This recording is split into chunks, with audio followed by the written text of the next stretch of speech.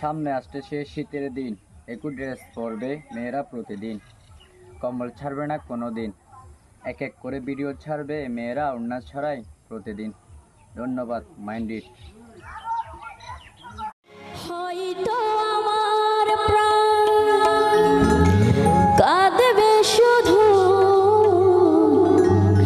বিরহের দিন গুনে,